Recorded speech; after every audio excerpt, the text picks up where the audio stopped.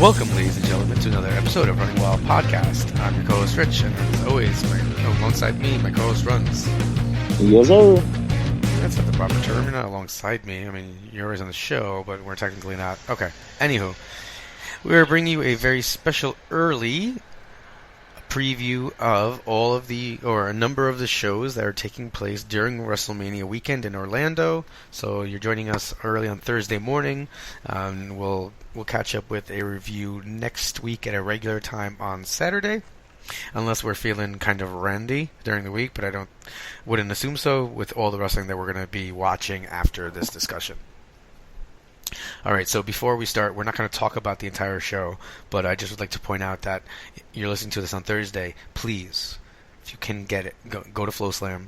Marty Jannetty is going to be wrestling Joey Janela at midnight. The show also has Matt Riddle versus Dan Severn, and Glacier is going to be there. Oh, and I think Dink as well. I mean, if ever there was a show that screamed independent wrestling or like old school independent wrestling, where it was just bringing these old random guys and sideshow acts, this would be it. But definitely looking forward to it. It's a nice change of pace from, all the high-flying, fast-paced stuff that we're used to, and it'll be pretty entertaining. If the superintendent wasn't coming to my job, I would just go to work in, just rocker clothes. I'm just so excited. Ugh. I'm going to listen to that theme song. No, yeah, I think I'm about to lose control. Cool. All right.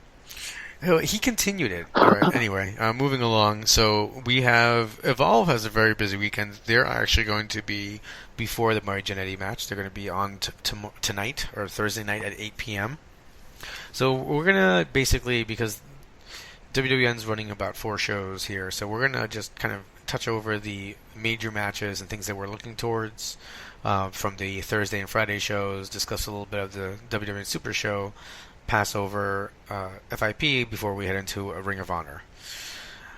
All right. So, what are you looking forward to? First show, Evolve 80, which is again at 8 o'clock. As soon as I look at the card, I'll let you know. Definitely Galloway and Riddle. The Grudge rematch. It's always fun watching those guys wrestle. Mm-hmm. So that'll be entertaining as usual.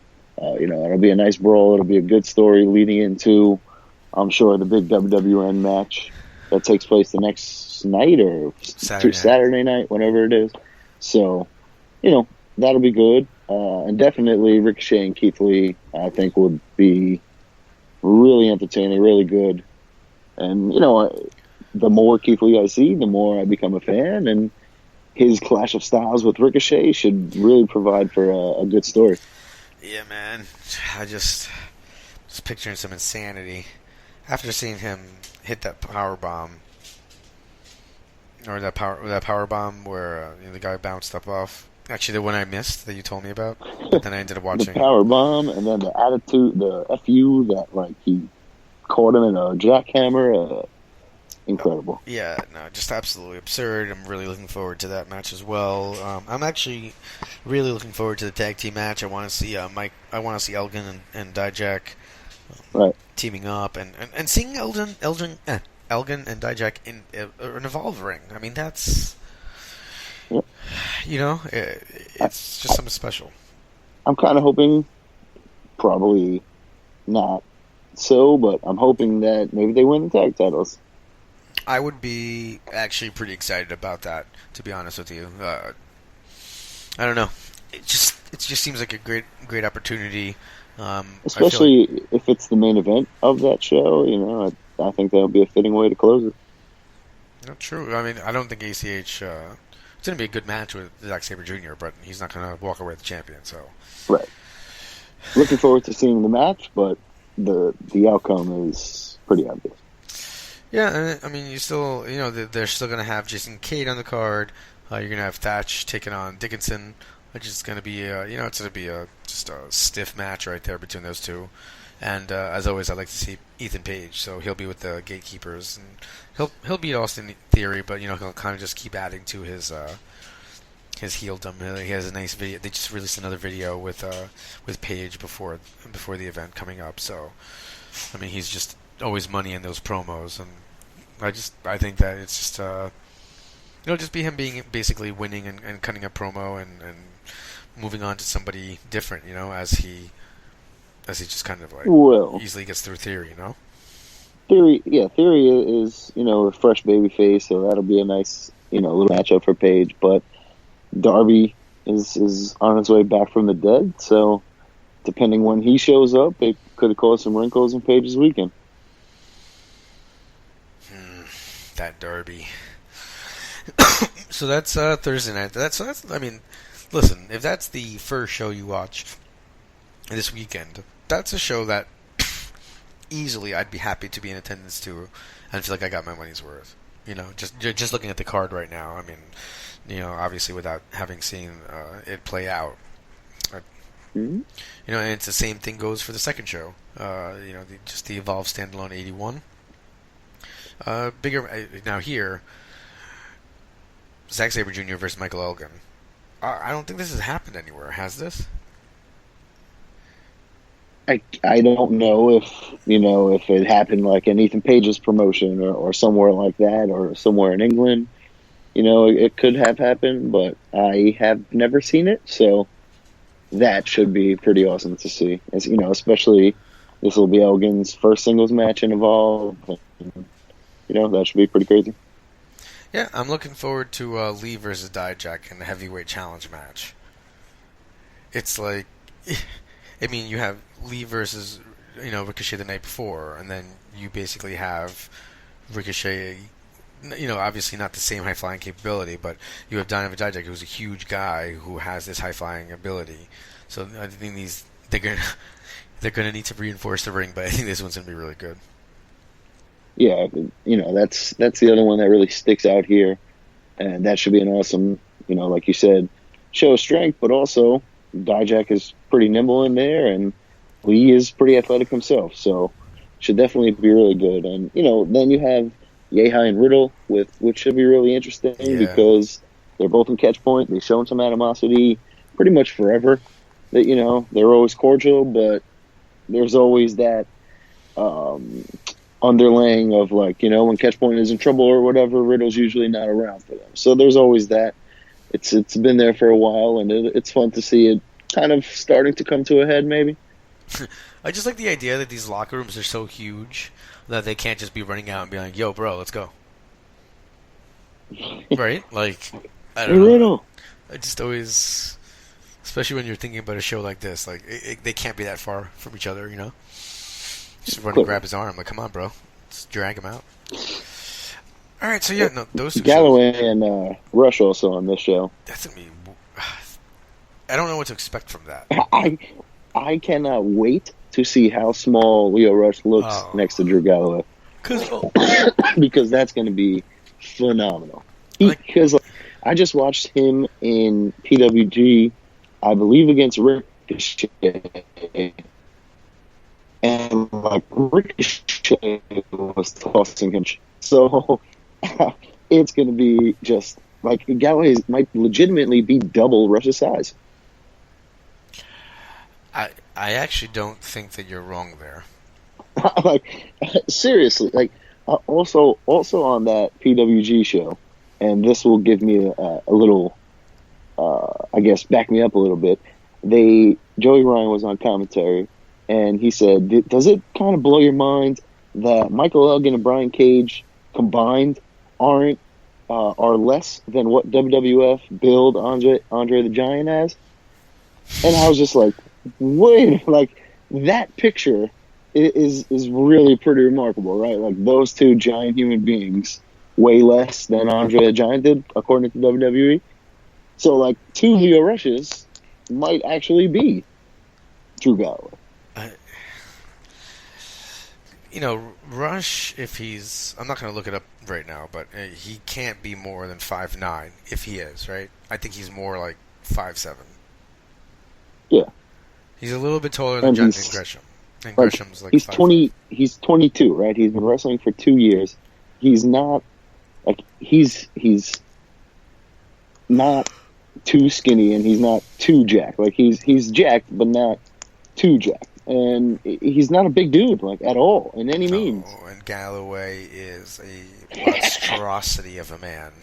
Like, for people who are listening, thanks to all four of you. But if you've never seen Drew Galloway outside of WWE, then you don't know, like, how massive this man is. He's humongous. It's absurd how big he is. It really is. So that's going to be like a crazy... He's a house, legitimately a house. It's going to be a great visual. And it's funny to hear, like, Dustin and Trent and, like, people like that, just some of those shoot interviews or commentary, whatever the heck, they've always talked about, like, if you're fighting Galloway, like, you're fighting Galloway. Like, he's going to beat your ass. That's just how he is. Like, yeah, obviously. He's a house. Like, he doesn't know any other way than to just, like, whoop your ass. I mean, just when he turned around at the Evolve show and we were sitting in the front and was heckling him and he just looked at me. I was like, oh my goodness. This is terrible. Yeah, similar to Leo Rush, two of you might still be smaller than Drew Galloway. Like, comparatively, is the difference between Galloway and Rush the same as the difference between Cage and Allen? No. It's way worse. Okay, yeah. All right. Like, Galloway is taller and probably just as wide as Cage. And Rush is smaller than Darby, I think. Legitimately, two of you probably don't weigh what Drew Galloway does. No. I would... Yeah. I'm like 155. Yeah, no, you're right. Well, no, Galloway, I don't think is at 300. No, he's probably not 300. But he definitely makes... it would make me look very tiny. It doesn't matter. Either way. Be like a toddler next to him. That's gonna be, so I'm interested to watch that one. And then, I mean, Lee keeps having these good matches. So you have the WWN Supershow. Really, so you have the idea that it's Evolve versus Progress, and you got Sabre Jr. versus Haskins, and apparently that's actually going to be for the world title if he retains. Then you're going to have Pete Dunne versus, he's the Progress World Champion, versus ACH. And here, I don't know if there was any type of politics involved where companies need guys to win or whatever the case. But if this is Evolve versus Progress, why is Zack Sabre not wrestling Pete Dunne? Why not put the champions against each other? WrestleMania weekend, you're probably never going to do this again. Both of those guys are on the top of the world right now. I don't get it. I see what you're saying, but I mean, at the end of the day, if both companies are trying to kind of protect their champions, you either going to... Right, that's what I mean. Because the only solution there is then you have some sort of schmozzy ending or some sort of Broadway. You can't say one champion is better than the other. I get it, but Zack Sabre vs. Pete Dunne is something I would like to see on the show. I completely agree with you, but we know what I'm actually very excited about is Paige versus Jimmy Havoc. I'm hearing some great things from Jimmy Havoc, and I'm just a big Paige fan, so I think that's going to be a good match. Yeah, that should be good. He was solid in the Cruiserweight Classic, right? I believe he was there. Yeah. So. And what else are we going to have? I think Jaka and Dickinson are going to be taking on Banks and Cooper. So I don't know much about I honestly don't know much about the Progress side of the card, other than Pete Dunne and Haskins are kind of the two guys that I'm a little bit more familiar with. Right. And then, you have the big WWN Battle of Champions elimination match for the first WWN champion, Galloway, Yay High, John Davis, Matt Riddle, Paro, and Tracy Williams. This should be pretty ridiculous. No, it's going to be crazy. I think that all of them bring, just kind of just amazing skill set to the ring, and the styles are generally pretty different. So I think that's going to be interesting. They've really worked on creating some storylines amongst the Evolve guys, some of the issues they're having. So I think this is going to be great. I'm a little bit more excited somehow about Stokely Hathaway and his night of appreciation for Timothy Thatcher, and it's a shame that Timothy Thatcher doesn't have a chance to pick up this WWN title. But I think that you see Riddle walk out of this match with the title and represent the the brand overall. Right, and I think Galloway will get that win on the first show, and then Riddle will come out on top here. I've said it for the last couple weeks, and I just think that's the way you go. Crowning your first champion. This guy is blowing up. He's all over the world right now. He's the guy you want carrying that belt. I do like the idea of Galloway first having the title and just going to Evolve. I'm trying to save WWN from itself. And that's the bad part, or not the bad part, but that's the good part. It could go that way, because that storyline is so ready and just perfectly made for it. But Riddle's in PWG. He's all over Europe. He's the Progress Atlas champion. He's doing everything on the Indies.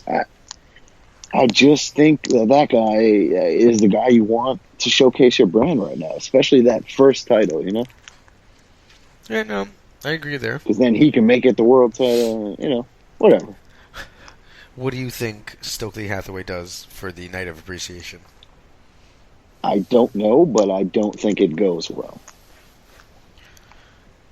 Either he pisses Thatcher off and Thatcher snaps on him, or we just get people interrupting it and we get a brawl or a match or something coming out of it that way.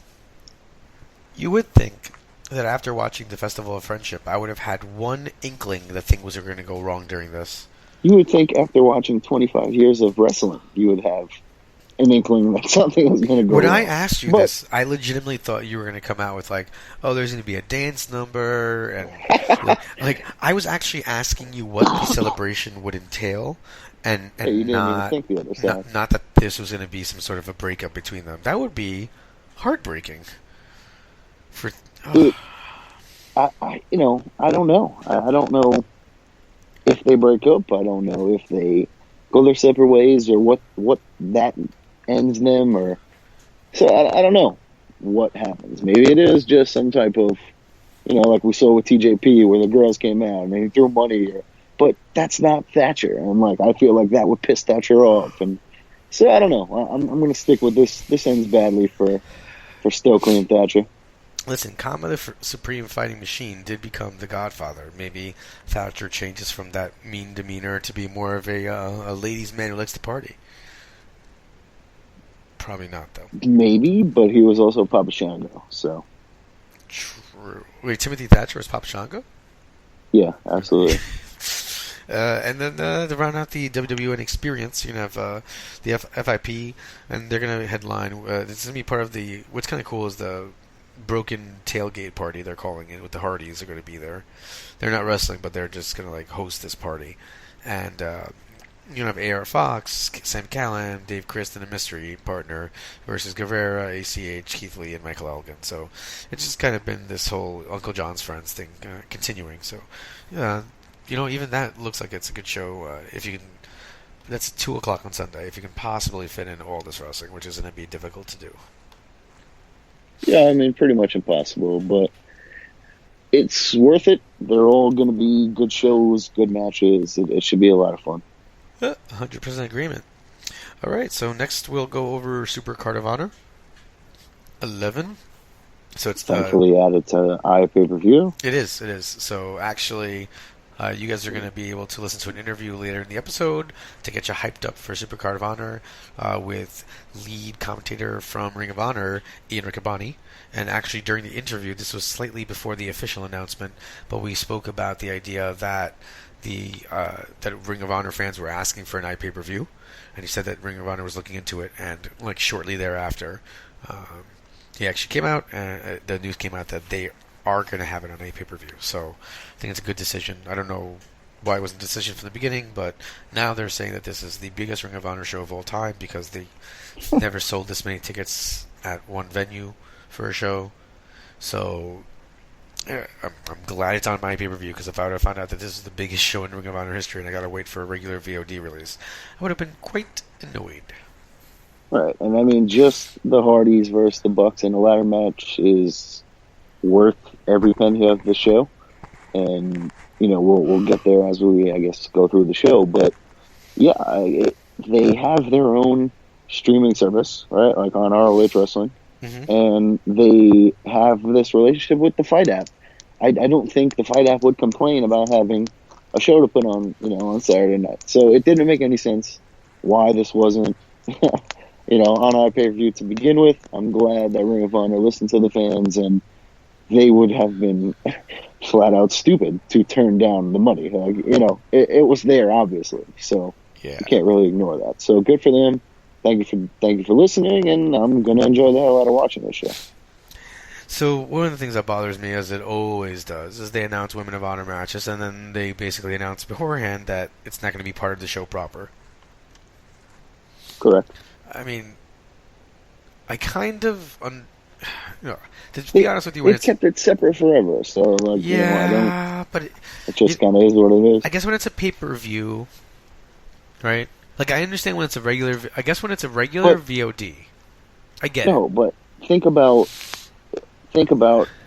if you send these girls out there who 90% of the audience doesn't know, what's going to happen, Well, all right. I mean, look, I'm looking forward to, which I won't be able to see on Sunday, Kelly Klein versus Deonna Purrazzo, just because Klein hasn't really been around. She's undefeated. Purrazzo's been over there in Japan, so I think that looks good. You have Mandy Leon and Jenny Rose. They're like two training partners. They're teaming up against Sumi Sakai and Faye Jackson, also two training partners. It almost seems like a battle of the faces. So it'll just be nice to get all of them out there, and they're obviously taping this for the Women of Honor Wednesdays. Then they have the two luchadores, La Ampola and Marcela, are taking on each other. I don't know much about them. I think it's weird that you wouldn't maybe bring in other people that are wrestling in the area during the weekend. Just women who have been with the company before. I'm not talking about Vita Scott's been estranged, but like someone like Solo Darling who's been involved. So it's just I think there are some names that they could have brought in that more people would know. I've never heard of these two. That I actually kind of sometimes watch CMLL, not on a very consistent basis, but on enough to know some of the names, and I haven't seen them. So it's just really weird. I don't know, in terms of the division, this is going to be one of your Women of Honor Wednesday matches between two people that nobody knows and have never been in the division and most likely will not be in the division again after this. It's a little confusing. Yeah, I couldn't agree more with that. Alright, so we'll move on to the card proper. So we're going to have the... This is the second time you've said that. Did I say that? Interesting term. Yeah, I don't know. I must have read that somewhere recently. I just overuse it over and over again. Card proper. Yeah, I think it had to... I was reading some British play, so that probably where it came from. So, Yoshihashi and Jushin Liger were originally scheduled, and they were like one of the first they were like some of the first big names actually announced for the event in terms of like international talent.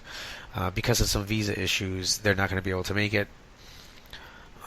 So in kind of replacement, you have the Guerrillas of Destiny heading over with Hangman Page, and they're going to be taking on the Briscoes and Bully Ray. Oddly enough, and I'm not sure if this is because of their taping schedule, but not for the 6-man titles that they won at the tapings. It's an iPPV. You have your champions wrestling. Why not have them defend it? That's a good question. Look, I understand that they haven't won yet. Okay? But you clearly have on social media TK O'Ryan, who's injured. Everybody knows that it happened. And Bully Ray's posted on his Twitter that he's the 6-man champion. So are you just like, oh, we're not? I mean, I assume if they don't come out with the belts, that'll be absurd.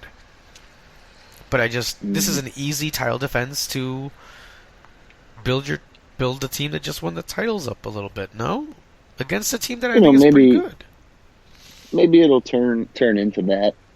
Maybe they'll just come out and taunt them, and something will happen. But my biggest problem with this card was the lack of Frankie Kazarian Bullet Club interaction here.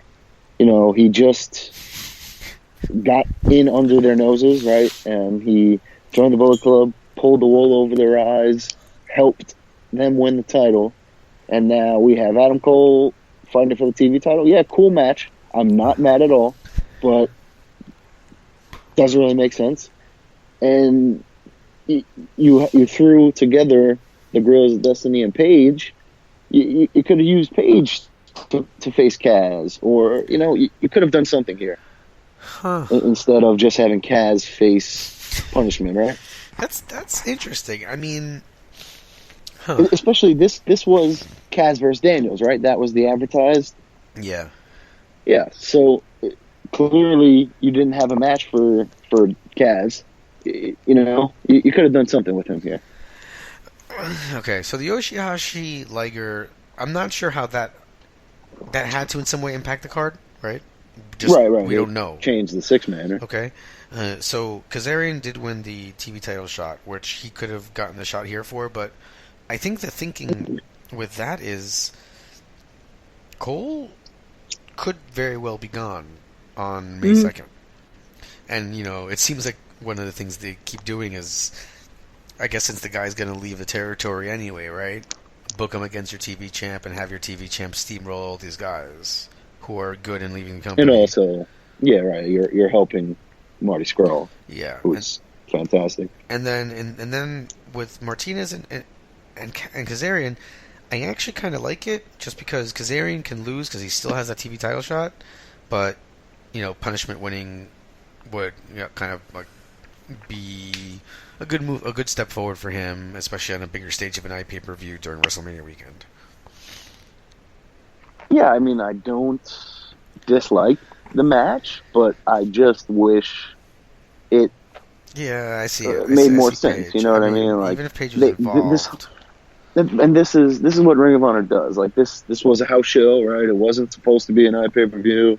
They don't always continue things right away. And that's one of my pet peeves with Ring of Honor in general. So this stands out to me more than it would if I didn't care about that, Because, I mean, I do get, it seems like the Bullet Club was like, man, Frankie, you got us. All right, guy. And just like, all right, cool, man. Don't do it again. Thanks. All right? You took our title. That was fun. Next time you We want enjoyed hanging out with you. Next time. Listen, next time you want to join us, we're not going to believe you. That's right. It is great that nobody from the Bullet Club maybe I hope that they kind of reward your question by actually maybe interfering this match, and then that's how they come out and distract him, and that's how Martinez ultimately gets the win. I don't know. So Kazarian doesn't look like he just lost flat out. I don't know. I don't see it happening. No, yeah, I agree. That it could happen at any point. They can interfere or whatever the case, but it just would have been nice to have something set up and some promos and stuff like that, especially if now you're going to start calling this the biggest show you've ever had and all of that, Yeah. There's not enough grudge, there's not enough heat on any of these feuds besides the Bucks and the Hardys to really sell that, Yeah, I mean, like, they even had to change, you had Bruiser and Silas were going to have a mystery partner to take on the Kingdom for the titles. Of course, Orion is injured, so the titles will not be defended. So then actually what they ended up doing was they just shortened it to 2-on-2, which it's just one of those things now. I want to know, like, for a trivia question, like, I need to find out who was that third man going to be. Are we still going to find out, or is it like completely scrapped and now I never get to find out? It'll just be in limbo forever. Right, maybe that guy comes out with them or interferes or something along that lines. But I hope it's someone yeah, crazy. Someone it really would have been insane. nice to see that story play out for them. Now, a match I am looking forward to is Cody versus Jay Lethal in a Texas Bull Rope match. That'll be fun. Yeah, I mean, I kind of like a Texas Bull Rope match. I know it's ridiculous, But it's Cody, so it works. Yeah, and just kind of calling back on his dad. That definitely like having one of those matches at some point. So, and Cody's really worked so hard to be a heel here, and done it really well. And Lethal is the perfect foe. Oh yeah, he's like that. He's just. Can you believe that Lethal is just really good guy? This is the same guy who was just dastardly 2 years ago, and now he's. But was he dastardly? He was a heel, and he won, but he didn't really, he used the book, all right, every now and then, but the man won on his own a lot. All right, he backed up his stuff, True. So, I think this seems like the blow-off. I think Lethal wins this one. No? And the bull rope? I mean, I know it's not his match type, but that helps the babyface sometimes. Yeah, I just feel like it's he's gonna in his own match, or the match his father made famous. I don't know. I think that Jay Lethal needs it here personally, I think it's just time for Cody guys to come up, and it's like nobody's gotten back at him for the stuff he's pulled on Lethal. All right.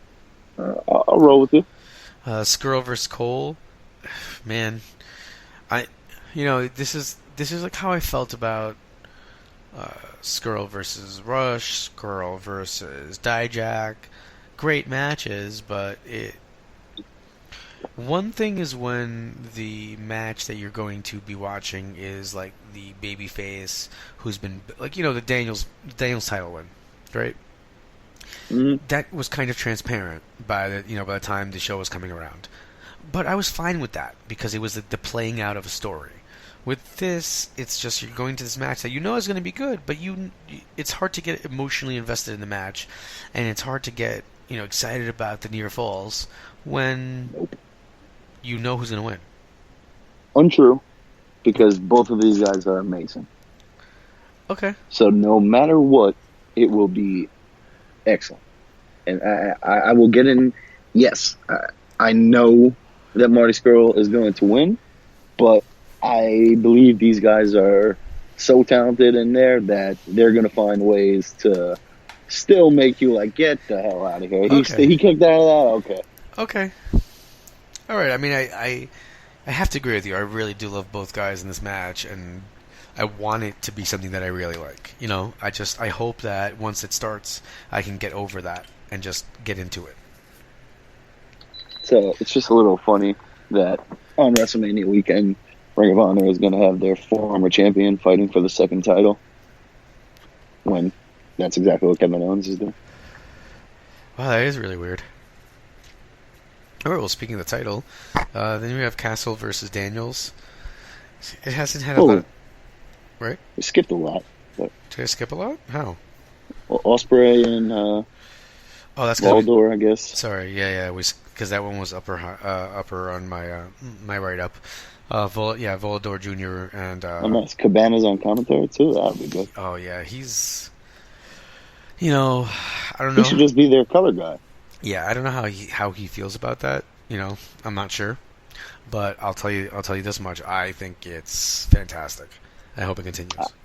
I think he would be fine with it because from, hearing the podcast and that sort of thing, commentary is always something he's kind of wanted to do or wanted to get into, and he even had WWE tryouts with it while Punk was there, and so he can be on commentary and get in that interaction every once in a while, or he can still wrestle every now and then. He can wrestle everywhere else. I think it's a great move for him. I think it's been fantastic. He was amazing on the last pay-per-view, so good. Definitely looking forward to it. He made some crazy references that were just amazing. Yep. What do you think about? Well, I mean, the Osprey. It's like an international match, building off of the Osprey Dragon Lee from Final Battle. So these are two CMLL stars that were announced, Dragon Lee and Volador Jr. So it's going to be Volador Jr. and Osprey versus Dragon Lee and Jay White. Jay White. Yeah, I mean, I haven't seen Volador Jr. really, but the other three guys are pretty cool to watch in there. So it's definitely going to be a fun, fast-paced, high-flying match, and maybe it'll start the show, or it'll just get the crowd hyped at some point, and that'll be it. It could be the top three. That's easily top three matches of the night in terms of like the work rate, right? And obviously not the storyline and everything like that, but right, depending on how you define work rate, I guess. Yeah. Yeah, true. Then Daniels versus Castle. Just last week, the TV episode that came out. Castle comes out and during Daniel's celebration and tries some of his apple teeny and thinks it's delicious, and then you end up getting a kind of teddy log moment where the Bullet Club comes out, 6-man tag at the end of the night. Holla, holla, player. Faces go over, and then you have them shake respectfully to end the show. It's too early for Castle to win it, but I think it's going to be a fun match. Right, and then, go ahead. I think that when Castle wins it, it has to be off a heel. It can't be off. He's not gonna go over and get a huge pop, a babyface versus babyface. It needs to be where he's been kind of, clawing and scratching to get that title. Right, and if that day ever comes, that's definitely how it has to be. But yeah, it's too early for him to win the title here. But similar to Adam Cole and Marty Scurll, even if we know the outcome, I think this is going to be a fun match. There will be some good near falls, and Castle is always awesome to watch, and Daniels has been on a roll, so this will be a good match. No, I mean, again, I think you're right. Once it starts, I'll get a little bit more into it, but I like when things are a little bit more in question. But see, then the tag team match, Hardys versus the Young Bucks, is going to be a ladder match. They're going to have the ROH titles and the Super Kick titles suspended above. This feels like, it's weird, but the Bullet Club are the good, the faces here, right? Trying to get back what's theirs that was wrongfully stolen from them. Yeah, I guess. I think, even watching the TV from this week, Matt Hardy, bit Jay White open and made him bleed, just kind of working some, heel tendencies. So, the Hardys are going to leave, but I am excited and looking forward to this match. I think the Young Bucks are going to win, but it's going to be really fun, and it's just kind of surreal to think that we're seeing the Young Bucks versus the Hardys in a ladder match. It's amazing. Yeah, it's just that alone. Like I said at the beginning here, is worth the price of admission, worth buying it on pay-per-view, whatever, however you need to watch it, then it's worth going out of your way, because this is not something you're going to see maybe ever again. So it's a ladder match. It's the Hardy specialty. The Bucks have taken it to another level in recent matches that they've had, and this is going to be just off the hook, I'm really looking forward to the event, and this is what's all insane about this is this is all aside from the WWE events. You could go down there. You could just for this stuff, WrestleCon, WrestlePro. There's Chikara. There's a bunch of other shows on there that we didn't talk about here, but you could go there without watching anything related to WWE and be completely occupied for the entire weekend. It's just an insane weekend. So we're gonna just. Did you see that the video with the Hardys and the TNA tag titles? They dropped it into the League of Resurrection. Yeah, and reclaimed obsolete tag team champion. So. We'll see if they have those titles with them at Ring of Honor and what the fate of those is. Oh, I'm loving this stuff. I love professional wrestling. Yep. Wrestling 2016, 17. It's man, it's a lot of fun. I just want you to think about the fact that if you were to watch everything available to you, It's about 24 hours. I did the math the other day. that's it? Yeah, like the Evolve shows, usually 2.5 hours, right? So, Okay. say 7 hours there. What else? The ROH show, 3 hours, so 10. Hall of Fame, 4 hours, 14. WrestleMania, 6 hours, 20. NXT, 22, 23. I mean, and then if you just think about the fact that realistically we're watching Raw. Right. And then And we're then watching Raw SmackDown. and SmackDown. And then if you're So, crazy, in NXT. 5 days, 7 days, you'll spend an entire day watching wrestling. And you know what's great? Then the following Thursday and Friday we don't watch wrestling, and then Saturday we go to Baltimore Yeah, man. because wrestling. It's the way life is going these days. All right. So, ladies and gentlemen, I just sit back and we'll join you right after our exclusive interview with Ring of Honor's lead commentator, Ian Riccaboni. Welcome, ladies and gentlemen. Welcome to the show today, Ian Riccaboni. Ian, thanks for joining us. Hey, thanks, Rich, for having me. I'm really excited. I think a lot has maybe changed since the last time we spoke. So yeah, it's pretty cool. To catch it. It's only been a couple months. I mean, let's see. We're in March now, and I feel like we spoke around October. So Yeah. I mean, your life's been kind of definitely, just kind of catapulting up there. Whether it's inside the ring or outside the ring. So let's get started with. I guess really for your life, the biggest news, right? How's everything going with your son? Oh, Zach is awesome. It was really, really neat. He was born in November, and thankfully there's 2 periods kind of when the wrestling schedule slows down, and that's around the holidays. We usually don't run too much around then, and then in the summertime. So super fortunate that it came at sort of a slower period where I could really, just be at home with him and my wife and enjoy it. And really, I was fortunate enough to take off, I think 5 or 6 weeks from, my Clark Kent job and just really, really enjoy being a dad. And it's gotten tough recently. We've had quite a schedule on tap, and, we had Atlanta, we had TV tapings, we had a Ring of Honor camp, which, for those who don't know, I now, run the talking portion of it.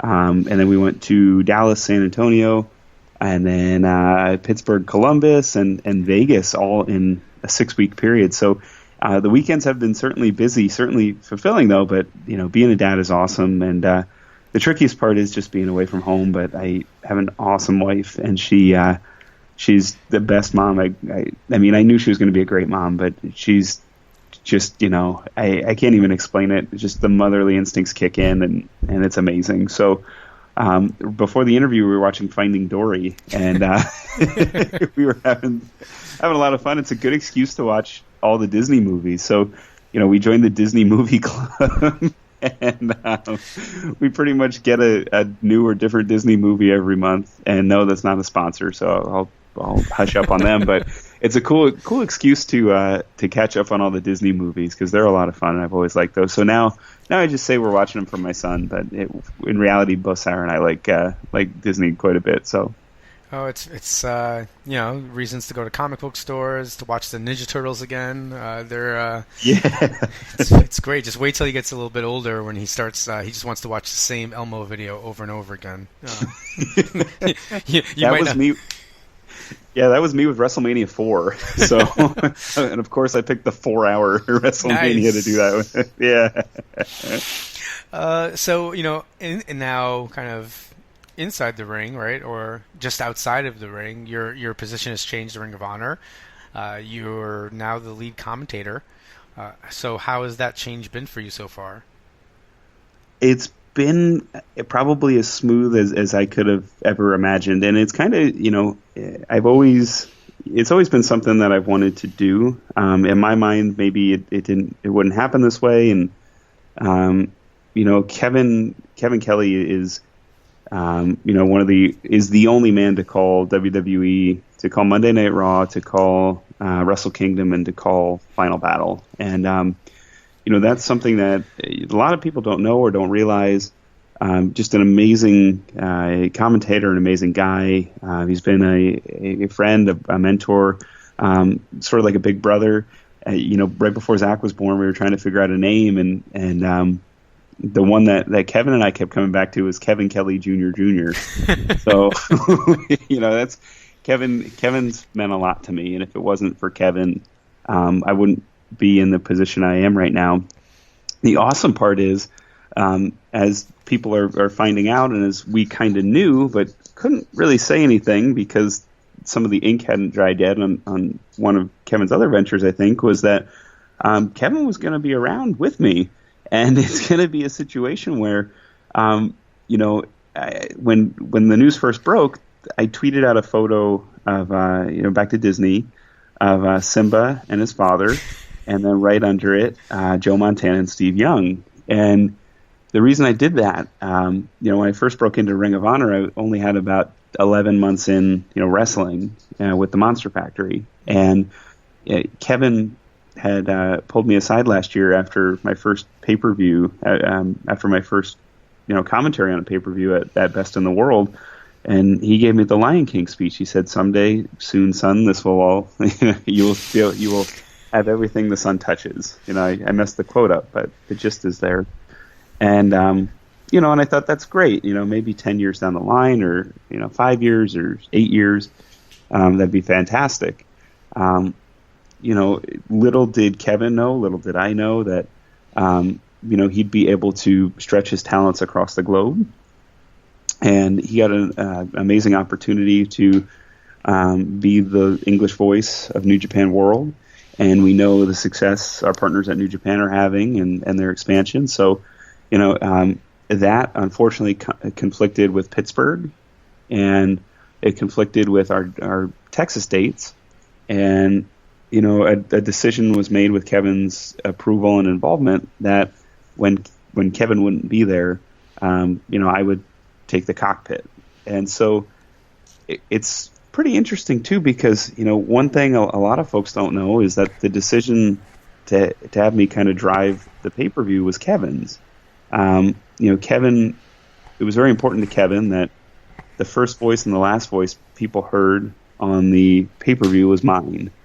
And, he wanted to reinforce that, that I was, driving the ship and leading the broadcast. And that meant the world to me. And he didn't have to do that. And it was really, a really special night for me, as a person, as a human. And that Kevin paying it forward, it was, again, something he didn't have to do, but it felt right. It felt nice. And, I think he knows that he's going to have opportunity after opportunity, whether it's New Japan, whether it's Ring of Honor. And Kevin, make no mistake, Kevin is absolutely involved in Ring of Honor. And I'm really looking forward to calling more and more matches and television with him. To my understanding, when Kevin is in the continental United States, he and I will be broadcast partners. So it's something that's unique. There hasn't been a tremendously successful dual play-by-play man team since maybe Lance Russell and Dave Brown, or even Vince McMahon and Jim Ross in 1996 had a good combination, or even Kevin Kelly, Michael Cole in 1997. So it's rare. It happens. It can work. It can work really well. But it's always kind of outside the norm. But it's really cool to call matches and to learn the flow of wrestling broadcast with Kevin. That's the thing I think I'm looking forward to the most, because I don't know what I don't know. And I thought the Pittsburgh taping went about as okay as it could have, without having someone like Kevin there to listen to it and to work with me, I learned a lot more in Vegas, just timing-wise, production-wise, vocabulary-wise, just with Kevin sitting there and just kind of helping me navigate the broadcast. So it's a $1 million opportunity. It's just something that you can't buy, you can't put a price on, you can't, you can't quantify it. I think it's the best of all worlds for all parties involved, because I have an opportunity, to learn with Kevin. And it was really cool because I kind of knew that this was the plan all along. But we're really tight knit in Ring of Honor, and we don't tend to air our laundry too much. And so, I was sitting on this big secret, this exciting secret that I'd be calling the pay-per-view with Kevin, and then we found out Colt was going to be joining us, and that Kevin and I would do TV. And just out of respect for everybody involved, it's just something that we didn't want to broadcast, but it was a really cool surprise for my mom and dad, for my family. So I did tell Sarah, of course. I couldn't contain it, but and I told Zach, but he doesn't really speak English too much. It's only 4 months, but it's really, really cool. And it's nice because it gives some certainty to our television broadcasts. Our viewers are so used to having Carino and Kevin together, and now hopefully Kevin and I can build that relationship with the audience. Will Kevin be calling the War of the Worlds tour shows with you? I hope so. As far as I know, yes. And that is going to be a real feather in our cap, because he's immersed himself so well with the New Japan product and the New Japan broadcasts. He's done an amazing job at really immersing himself and learning learning the history, learning the signature moves, learning everything he can about the stars of New Japan. So that would be an incredible asset to have with us as we go into the War of the Worlds. And as far as I know, Kevin and I are the team for anything that will be broadcast on television and pay-per-view. Now, that doesn't mean we won't have special guests. That doesn't mean Silas Young won't be joining me on, on DODs, which I've enjoyed very much. So, it could be a situation again where we see sort of a rotating cast, maybe on days that Kevin won't be able to be there. So, the TV taping April 8th in Baltimore, I believe Kevin's going to be in Japan. So, for those episodes, you can expect to see myself and, probably Silas, probably maybe Frankie Kazarian, maybe the world champ Christopher Daniels, maybe Dalton Castle, who might be the world champ at that point. You might see a number of different folks for the April taping, but when Kevin's there, he'll be the guy with me, and it's just talk about learning on the job. I've done TV before, I've done, but there's something about just that sort of broadcast where it has to be so precise. It is live to tape. We prefer not to have our editors have to edit around timing gaps by the commentators. So we, it's weird. The pay-per-view was for me a little bit easier than the TV, and just because I knew that we were live, and there's an old saying that's been attributed to Vince McMahon: if it's live, you can't mess up. And that doesn't mean it's not possible to do so, but it means you just got to keep going. And I think having that mindset, it was a lot easier to operate than, maybe the TV taping the night after. So, yeah, because the idea like you're not overthinking things as much; you just have to keep going forward. So, I mean, that must have been difficult because I know the Pittsburgh tapings were kind of switched around. At least it seems that I know you speak about going live to tape, but it seems that the way the show went in terms of the order of the matches was different from how it actually came out on TV. Yeah, so occasionally Ring of Honor does that, and that is really, oftentimes we'll advertise something as the main event of the evening, and there was no bigger match that night than Bullet Club versus the Briscoes, Bobby Fish, and Jay Lethal. So that's definitely a match that we wanted to put on last for the house, because we knew that, quite transparently, those 8 guys are maybe top 8 in the world. If we put that on right before intermission, there's a segment of the fan base that'll say, well, I saw what I came to see. Yeah. And it doesn't matter what's next. You might have trouble keeping those folks in the building. So, stuff like that, where we'll have a match that's as big as that has the gravitas as that. Sometimes we'll advertise it locally as the main event.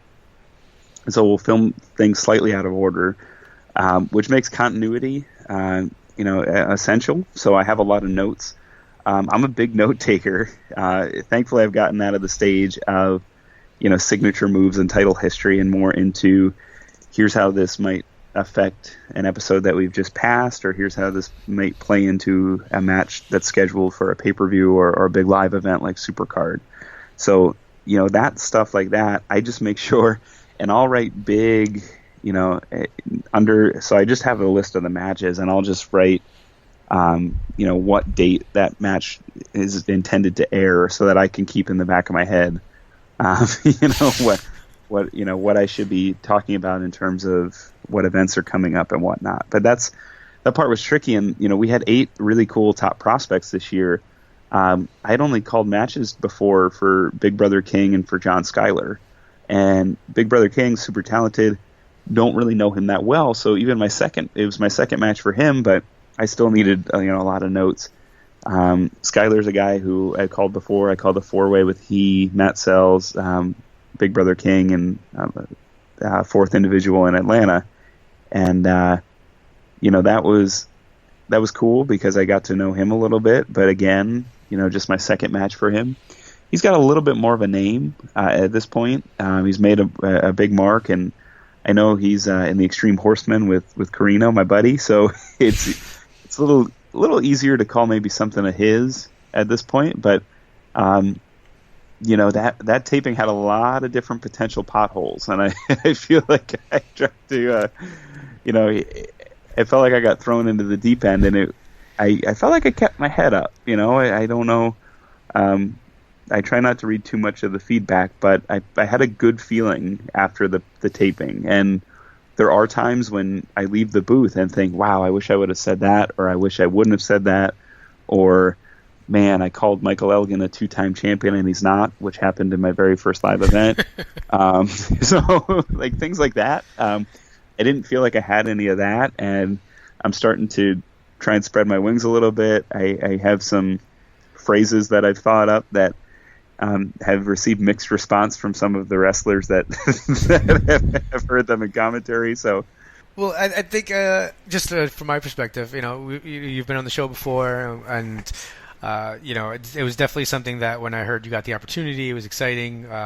Just to see that you were able to get that, and then I will say that I think really just unilaterally, it's been a good transition. I think that the response from Ring of Honor fans has been that they're actually really happy with the work that's being done so far. So, you might have been thrown into the deep end, but I thought that you came out swimming pretty well. Oh, thank you. I appreciate that, and that says a lot about our production team too. They're great in terms of helping me along and helping me find out what I don't know. I talked a lot about Kevin, but we have a great producer, great director, great editor, great executive producer who have all put me in this position to succeed. And I think that speaks a lot to Ring of Honor. So if you go, through different guys in Ring of Honor's history, you don't often see, unless a guy has a big national or international name, a guy just kind of go straight to the top. Now, there are exceptions. Marty Scurll, Will Ospreay, 2 guys who won the television title in their first weekend. Yeah. That's an exception that proves the rule, but those guys, you'd have to be blind, deaf, and dumb to not know that those guys are stars. But even some of the guys that are that end up being slam dunks have had sort of opportunities to get used to and acclimate to the Ring of Honor ring before they really take off. If you look through Ring of Honor's history, Adam Cole has been one of those guys. If you look through Ring of Honor's history, Bobby Fish, Kyle O'Reilly. Colt Cabana made a Jerk Jackson reference during the 15th anniversary pay-per-view. And so, and that was almost 13 years ago. And so, not that the path is always that long. Bobby Fish is one of the best in the world, but From time to time, you'll see a guy like Shane Taylor who, gets a whole bunch of dark matches, and then all of a sudden he's on TV, just until the right fit happens. And excuse me, 1 second, I'm gonna cough. No problem. There we go. Sorry about that. So you'll see guys like Shane Taylor who will get a number of opportunities in non-televised matches, and then all of a sudden make the jump to TV. Our team is critical in making sure that we have the right fit for the person before we put them on TV and go full steam ahead. And that's something that, unfortunately, over the course of pro wrestling, a lot of young athletes who have all the potential in the world, sometimes they'll have that false start. And it's not that they're not ready, but what they're being asked to do might not be the perfect fit.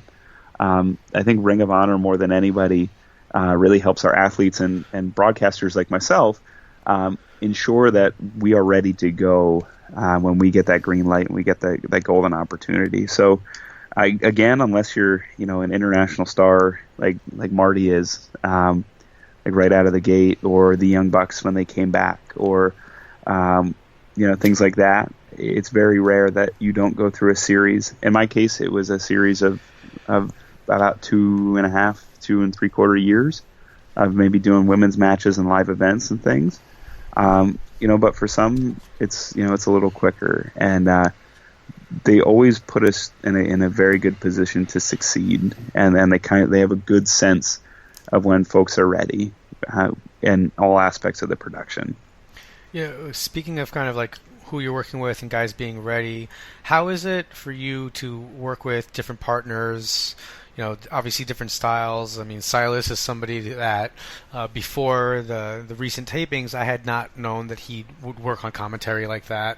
And you guys seem to really have some good chemistry. And then you're also working with Brutal Bob Evans, and you were also working with Alex Shelley, and you were also working with Dalton Castle, and how and do Mark you, Briscoe, yeah, and Christopher Daniels, yeah. how do you manage to, how do you manage to mesh with all of these different commentary partners? Yeah, so despite sort of outward appearances, me being the kind of buttoned up suburban dad, and Silas being the maybe the beer drinking guy from Milwaukee, Silas and I are actually really similar. Silas is an awesome guy. He's a real good dad. He loves his son and his wife more than anything. And just from knowing Silas the last couple of years, that's something that jumped out real quick. And Silas, I really respected that about Silas. So I always kind of, try to keep close to Silas. He's a good dude. He's a real dude. He's a guy that I really like and respect quite a bit.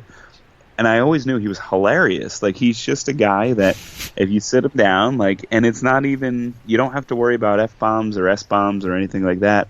He's a guy that's just, he's got this Midwestern, Wisconsin way of telling stories that enthralls you and captures you, and that he always delivers the punchline. He's just a good, solid dude, really funny dude, and he's a straight shooter too. So, I had a really good feeling when they told me Silas and I were going to be on commentary together, because Silas is one of the guys that, when I first started coming around, he was one of the first folks to introduce himself and to ask, where I'm from, and, what I did and what I'd hoped to do and things like that.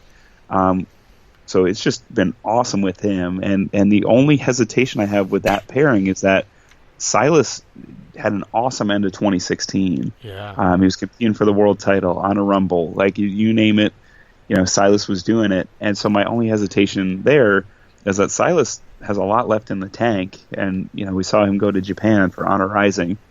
I would hate for him to transition before he's ready into broadcasting, because I think he's still one of the best wrestlers in the world. Brutal Bob is a guy that I think we've talked before where, Silas was one of the first to kind of, help me acclimate to the locker room, but Brutal Bob was one of the guys to get me there. A lot of people don't know that Brutal Bob came to the Monster Factory in February 2014, and I was about 6 months into wrestling. And what Bob did, we did basic, I was there for the wrestling part, and then we were going through some promo stuff. And, Bob had told me that he really got a kick out of the fact that I came to the wrestling portion of the seminar, to learn what they call the psychology of everything. And he was really impressed that an announcer would take that initiative.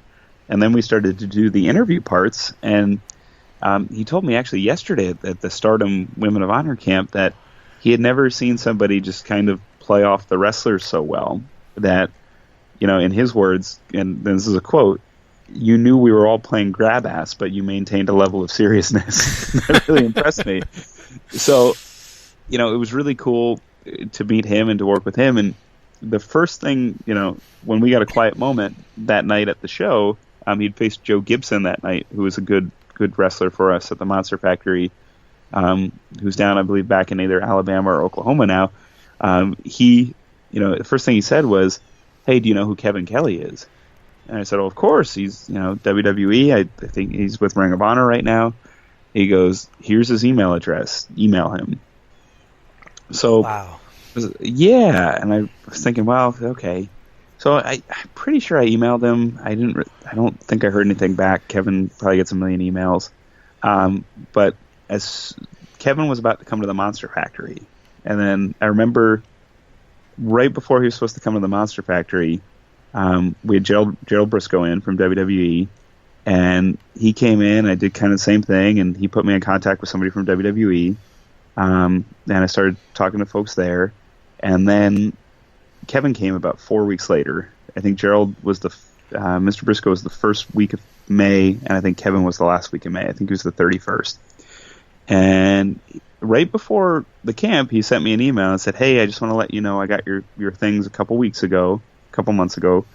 I hope you'll be at this camp. I'm coming to the Monster Factory." So I came all schnazzed up in my suit. I made sure to even iron it that day. And I remember I was really nervous, and it was weird. It was like the difference between pay-per-view and TV. I didn't think I had the snowball's chance in the world at either. So I knew if it was live, I couldn't mess up. So I felt fine with the Gerald Briscoe seminar, and I felt fine with the Kevin Kelly seminar, but I was still a little nervous.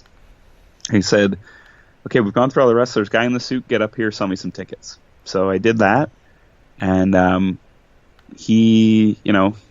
hit my time, I hit my cue, I went through the matches for that night, and ta-da, it was done. And I remember at the end of the night, he said, here's my contact info. Keep emailing me. Let me know when, just start showing up at Ring of Honor events, and we'll see what we can do.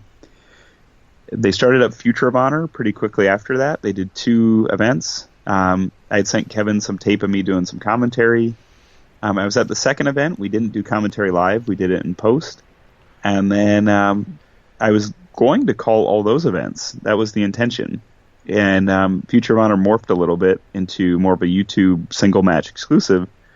And shortly thereafter, maybe about 9 months later, we started to go hot and heavy into the Women of Honor and restart that. And that's kind of how I got into it. So back to Bob. If there was no Bob Evans, there'd be no Ian Riccaboni in Ring of Honor. And it's amazing because Bob Evans, you can say that about a lot of people in Ring of Honor, whether it's my good friend Tim Hughes, whether it is a guy like Matt Taven, who has held every championship except the World Championship. Just had another great match in CMLL. You could say that about when Mikey Bennett was here. Now, of course, talent has to get you there, but Bob's got an eye for talent and got a great working relationship with all the decision makers in Ring of Honor, a history of training folks, a great track record. So if you look through the years, especially in the last maybe 7 or 8 years, if you say, "Hey, how'd that guy get his foot in the door?" There's probably a 50-50 shot it might have to do with Brutal Bob. So he's another guy, just a warm, caring guy. That's always looking out for others, that's always looking to bring the best talent to Ring of Honor, whether that's from New England or, he's done these Hangs with Bob seminars where he's recommended folks from Quebec, from the state of Washington, from Baltimore, from all across the country. And he's sort of an unofficial talent scout for us. And, he's a great guy because he has that warmth, he has that empathy. He's been in wrestling 25 years. He knows the struggle, from every angle, whether it's a young guy first breaking in or the guy that can't decide if he wants to hang it up because he wants to spend time with his family, or if he thinks he's inches away and all he needs is maybe another 6 months in the gym. And so Bob's been there, done that. A lot of people don't know he used to wrestle quite a bit on WWF as an enhancement guy.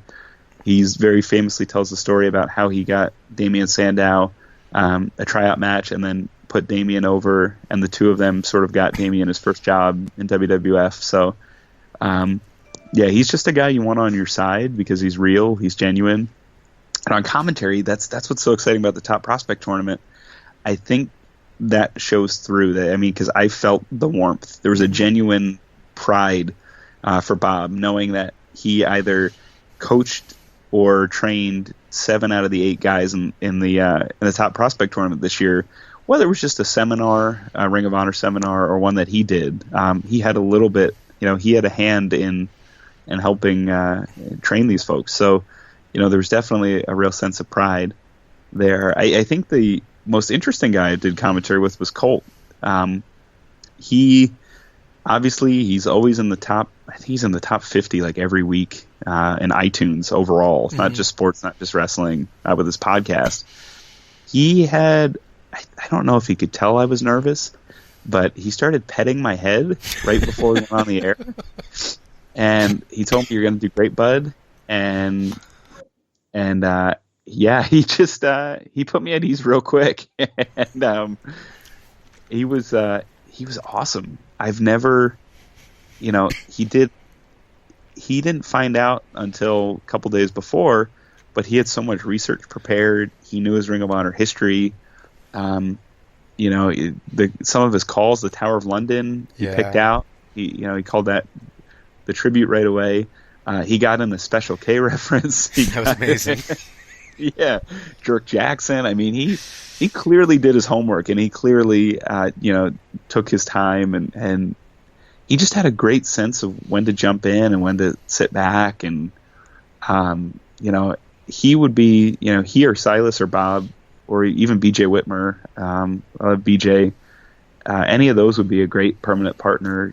Should Kevin, should his opportunities and horizons expand a little bit, but. You mentioned, the recent tryout camp where Women of Honor and Stardom kind of teamed up together, and your work with Women of Honor in the past. Where is that? Where do you see that division moving forward, like from here? Yeah, so back at Wrestle Kingdom, there was a kind of a cavalcade of Ring of Honor stars obviously involved, and Adam Cole won the championship there. And some of our officials went over to Tokyo, and there they met with Stardom officials. And we've always sort of had a loose relationship, whether it be with Cedar Ling or Diana, 2 promotions in Japan. But Stardom is where it's at. Stardom, not for nothing, is the best women's organization in the world. It's something that we always have a very keen eye on. And they're big stars, Io and Io Shirai and Kiara and Toni Storm, and just Deonna Purrazzo was over there. Mm-hmm. Shayna Baszler, another great athlete. We've always kind of admired and had our eye on Stardom, and it wasn't really until that trip that I think we all found out the thoughts were mutual and the feelings were mutual. So I hope in the coming weeks in the coming months, we will see perhaps some of the Stardom talent in the United States. I don't know for sure, but I know that's in the pipeline and a possibility. And hopefully, in addition to Deonna, hopefully we might see some of the Women of Honor talent hone their craft and compete in Stardom. So, as things move on, I know Sumi Sakai has been in Stardom. I know she's had a couple matches there. Hopefully, and she's been instrumental in bridging this relationship too. So, kudos to Sumi. But hopefully as the weeks and the years and the months go on, we see even more of that, because they do women's wrestling like no other right now. And it's really, in the mold of the classic All Japan Women's Wrestling. And I know our executive producer, he told the story yesterday, and our executive producer is Delirious, and he confided in a few of us that All Japan Women's Wrestling was really something that really got him excited about wrestling, when tape trading started to happen in the mid-90s. So, I know he's very fond of that, and I think Stardom is probably the closest we have to that right now, sort of that magic. And they're doing things their own way and building up their own stars. It's exciting because, all of their stars are sort of growing right now and becoming superstars. We've talked about EO. If you talk about, any one of their top women stars, they're all right in that, mid-20s range where they haven't even hit the peak of their career yet. So, and there's rumors going around, that they might get different opportunities, but they have a whole nother class ready to step up and take over. So as we think about Women of Honor moving forward, I think Stardom is going to be a big part of what Women of Honor does. You may have noticed lately that there maybe hasn't been as much content on Women of Honor Wednesday in terms of matches. And our goal is always to have at least one Women of Honor match per event, whether that's a television taping, whether that's a live event. And honestly, sometimes it comes down to where the talent is located geographically, and where that makes the most sense and the best fit.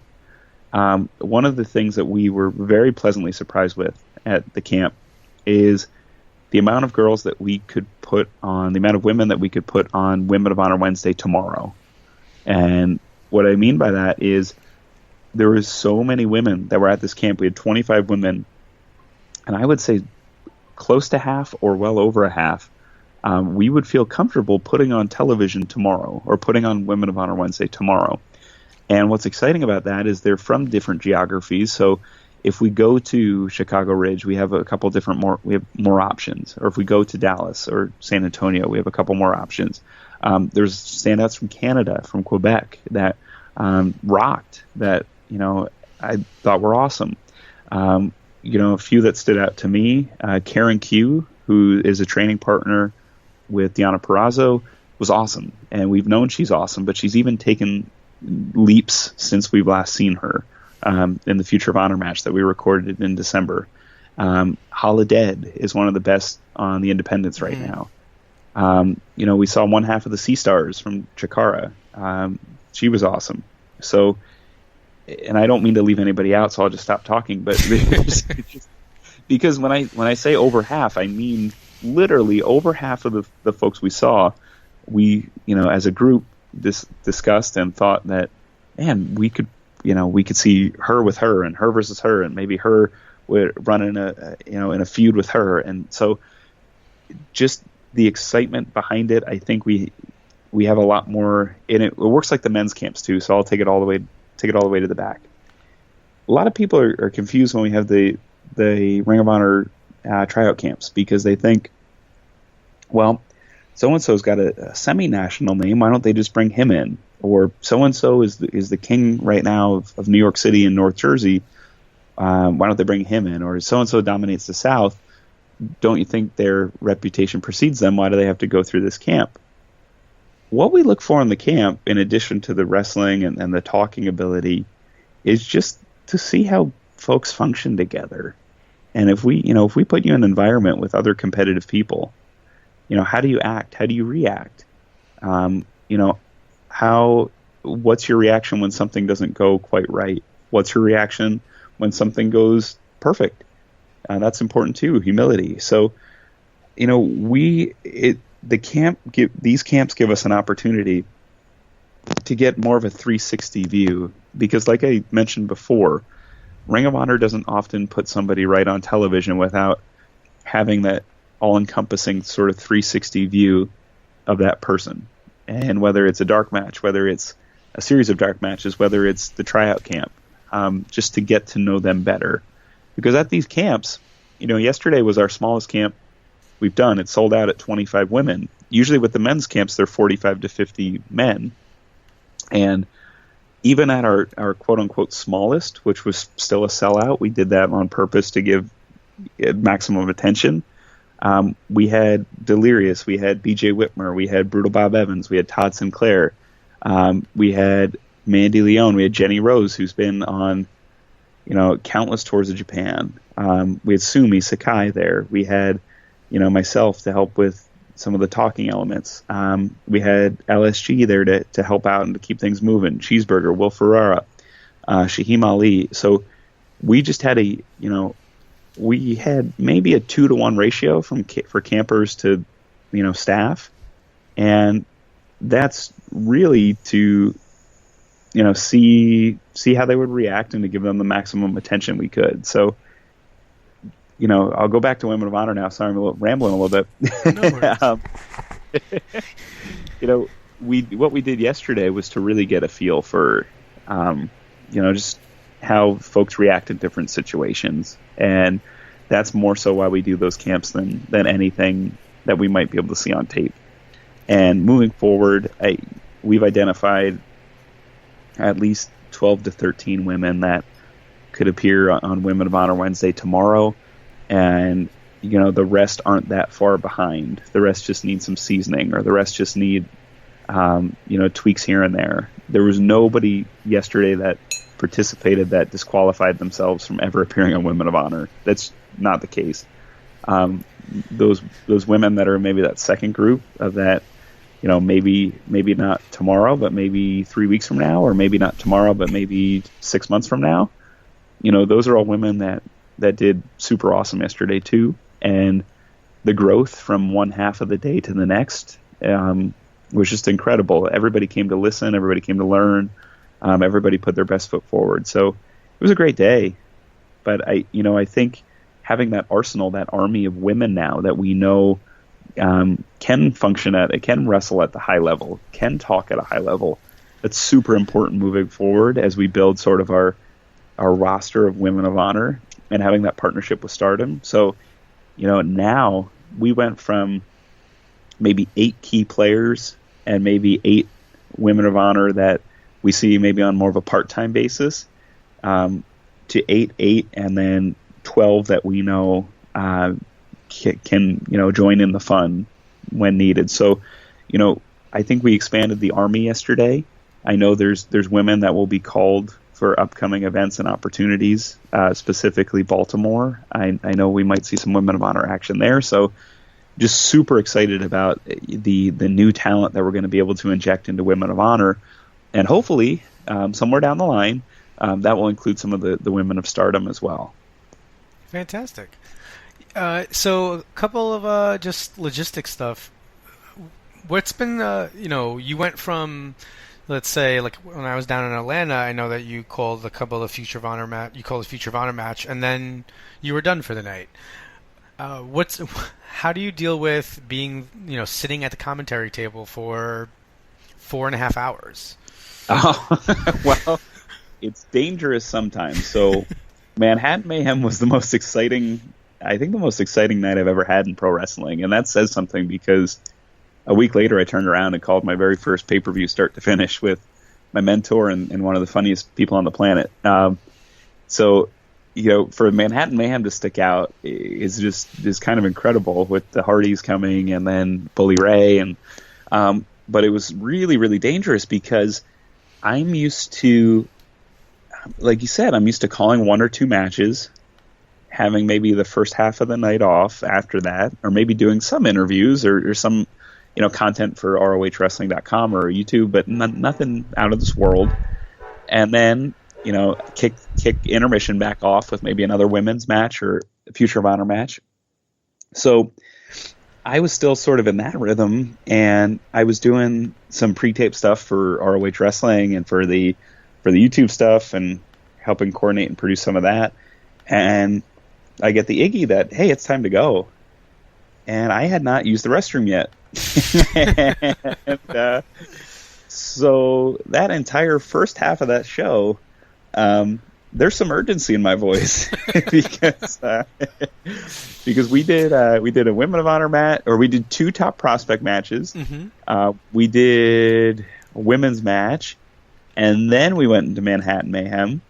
And so it wasn't just your normal first half of the show. It was about a first half and a half, or maybe two first halves before I got to see the restroom. And I remember coming back through the curtain, and Silas isn't a big talker, but hey, great, good job, blah blah blah. And I just remember blowing by everybody. And I remember the first bathroom door I got to was locked, and I felt like Jericho when he was looking for Goldberg, just banging on the door. And then I cut bait and went to a different one. And the Manhattan Center, if you've never been in it, it's kind of a maze. It's this big, really cool building, really cool. Hammerstein Ballroom's a really cool venue. But if you've never been backstage, you could get lost really quick, and you could forget where you are real quick too. So I was able to find a restroom in time, thankfully, and I was able to go, and but I had trouble finding my way back home, so to speak. So it's for 15th anniversary. I purposefully didn't drink a whole lot of water beforehand. I had a Diet Mountain Dew with me at the table, and I had a liter of Smart Water. And I remember listening to a Jim Ross podcast when he called Wrestle Kingdom live, and I remember him saying that always wear dark pants and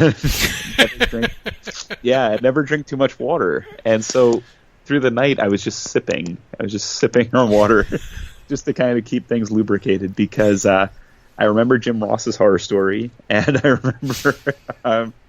remember some other horror stories as well, which a lot of people don't know this. The first time I ever was the ring announcer for a main event was because Bobby Cruz had well, let's just say Bobby Cruz had an emergency, and thankfully I was still in my suit. And at the time, Jeff Jones ran backstage and grabbed me and had me run out and replace Bobby.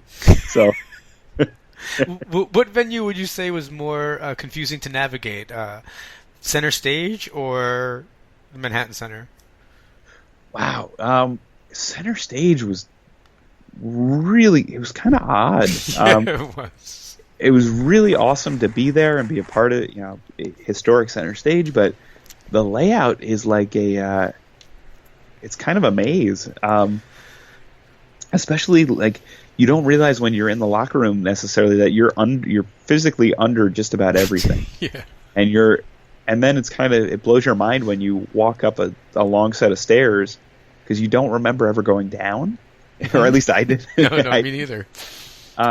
So the fact that the venue is raised a little bit above where all the dressing rooms and things are was kind of confusing, and yeah, that was.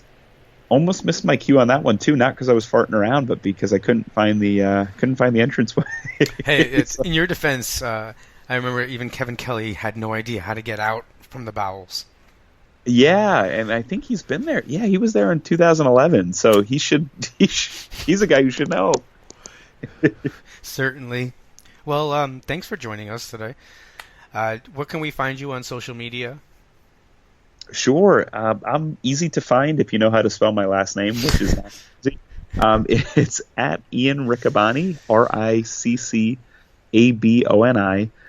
If you type in at Ian R, I'm usually one of the suggested folks, so that's makes it a little bit easier. I'm on Facebook. I'm trying to get folks over to my my quote unquote public figure page now that I have a son. Mm-hmm. So folks could, if I don't know you personally, maybe start there. That'd be awesome.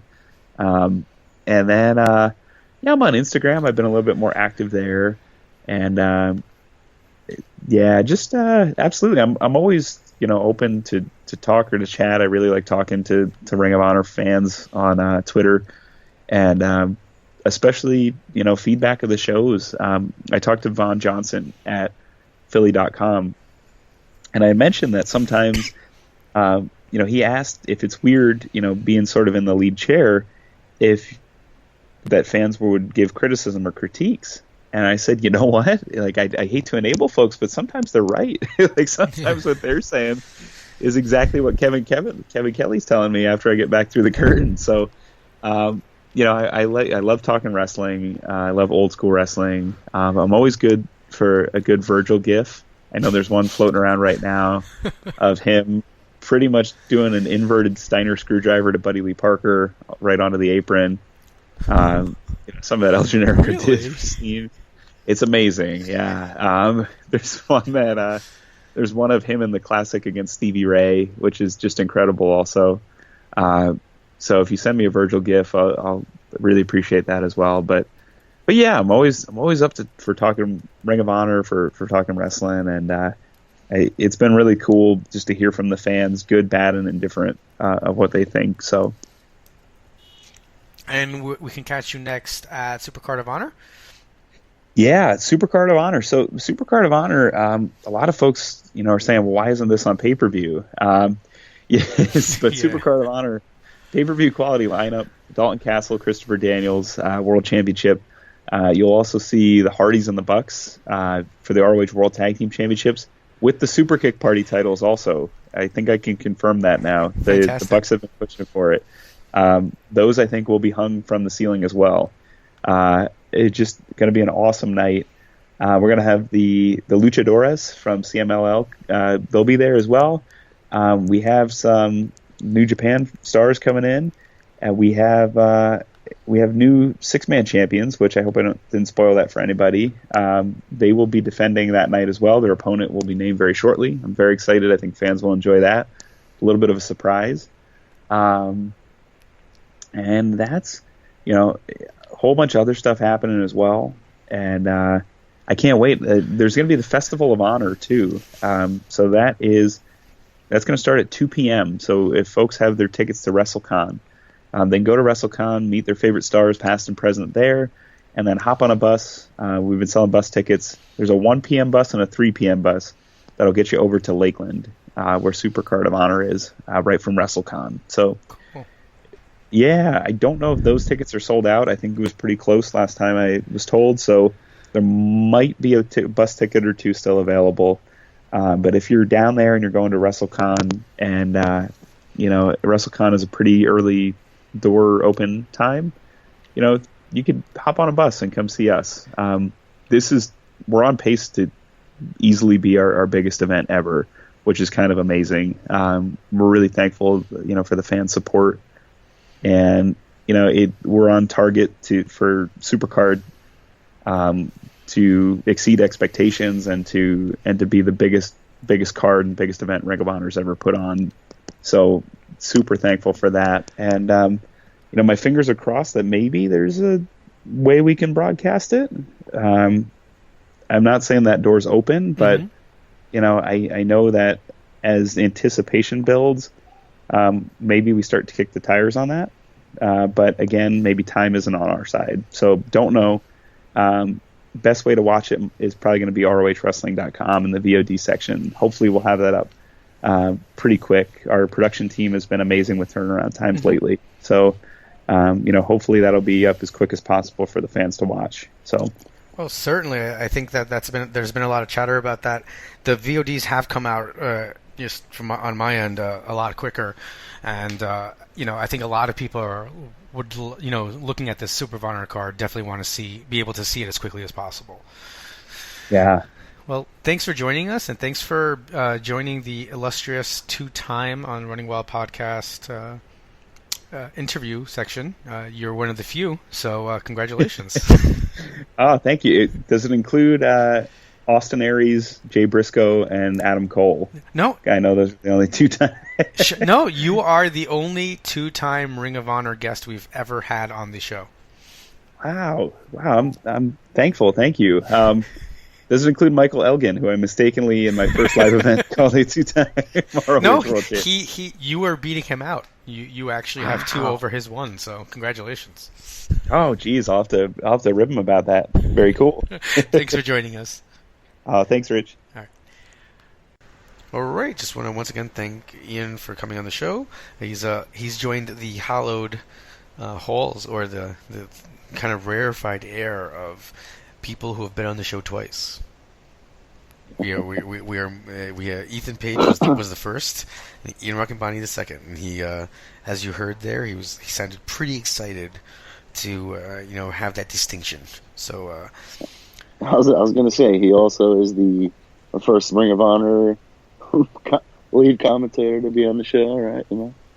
man, we've had some crazy Got a lot 2 of weeks. accolades there. Mean Street Posse member, lead commentator for Ring of Honor. A couple, not that long ago, we had the current Ring of Honor world champion, and man, we've had 3 Ring of Honor world champions on the show. What a world. I don't know what's going on, guys. So we're gonna see what we can do about trying to get you guys something in terms of going over some of the shows. But realistically, we're probably gonna release next Saturday because we're gonna have a little bit of some wrestling hangover, I believe. And then, even then, when we cover it, we'll be covering it, but don't expect a 4-hour show where we go over every single moment over the next 5 days, because it'd just be really impossible for us to do. Yeah, completely agree. Most of these shows that we've discussed today, and the WWE shows, obviously, should all be pretty awesome. So to go through everything would be pretty time-consuming and redundant to just keep saying, this guy's great, and all 4 of his matches were phenomenal. So, just sit back, enjoy it, and, send me some suggestions if there's things you guys want to hear us talk about. And you can send us those suggestions at runningwildpodcast@gmail.com, or hit us up on Twitter at runningwildlws. You can find us on Facebook at Running Wild on Wrestling. Don't forget that you guys can catch us anywhere you want to listen to your podcast, on Stitcher, iTunes, and SoundCloud. And be sure to stop by and leave us and rate us and subscribe and leave a review. You can head over on Twitter on Rich_Laconi. Find me and send me some messages there. You can also follow my work covering Ring of Honor and other stuff at pwponderings.com, rohworld.com, and Last Word on Pro Wrestling. With all that mumbo jumbo out of the way, do you have anything that you want to leave the fans with before we head off into the sunset and watch all this wrestling? Yeah, just that, this is one of the best times of the year for wrestling fans, and all this stuff going on, and it's just sit back, enjoy it, and, I don't know, just enjoy. 100%, ladies and gentlemen. Please enjoy yourself. Make sure you get that coffee ready. Watch all the shows you can, and we'll be back with you guys next week to talk all about it. But until then, just want to remind you that you guys have been listening to the podcast that is just too sweet.